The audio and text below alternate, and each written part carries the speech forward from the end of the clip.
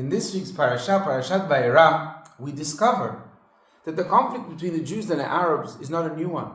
It's actually something that's been going on for thousands of years between Yitzchak and Yishmael, who don't see eye to eye. There's a conflict between them, and Sara feels that the only way is being strong and getting rid of Yishmael. Garesh et ha'ama hazot ve'et bena.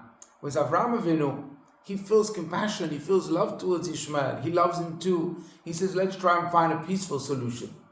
What the Torah teaches us with the story of Yitzchak and Ishmael can actually teach us so much about the same conflict that we have today. And if only we take heed, we listen to what the Parashat is telling us, perhaps we can finally bring an end to the suffering and the pain that's been going on for way too long.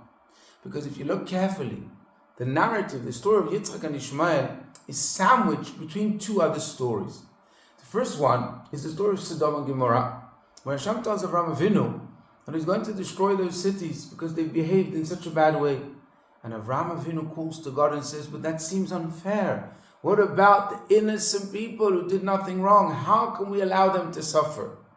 And the fact that Avraham Avinu cares so much about the innocent people is not a story about Avraham, but rather it's our story too. We are descendants of Avraham, and that is why in our conflict today, you find so many Jewish people that say, yes, but what about innocent people? The same question that Avraham Avinu asked HaKadosh Baruch Hu to teach us. That's in our genes, something that bothers us because we're good people, because we care. It's okay to have these feelings.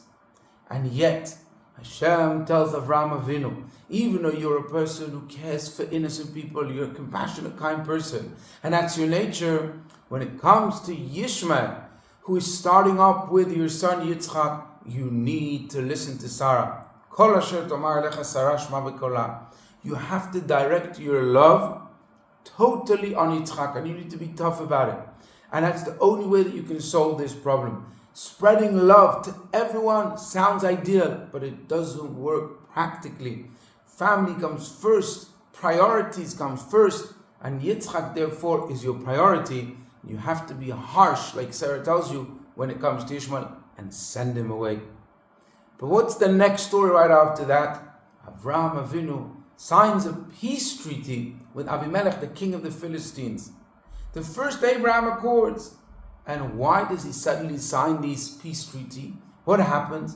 Because it was only after Avram demonstrated strength, being strong about what he believed, conviction, and defending Yitzchak in the most amazing way. Even though there were innocent people, and even though he loved Ishmael, still he managed to push all those emotions aside and focus on Yitzchak. Suddenly everyone wants to do peace with him. Suddenly he comes from a position of strength and it works. And not only that, even Yishmael later on comes back and does teshuvah, he repents, and he is allowed to be in peace with Yitzchak and Avraham. And therefore that's the message for us, I think, my friends. Of course we care about the innocent people, and of course we want peace. But at the end of the day, our priority needs to be, as Sara taught us, to be strong and shoo away anyone who's coming to kill us with whatever it takes. When we come from a position of strength, then suddenly everything will change, and peace and love and compassion will just follow naturally. Wishing you Shabbat Shalom.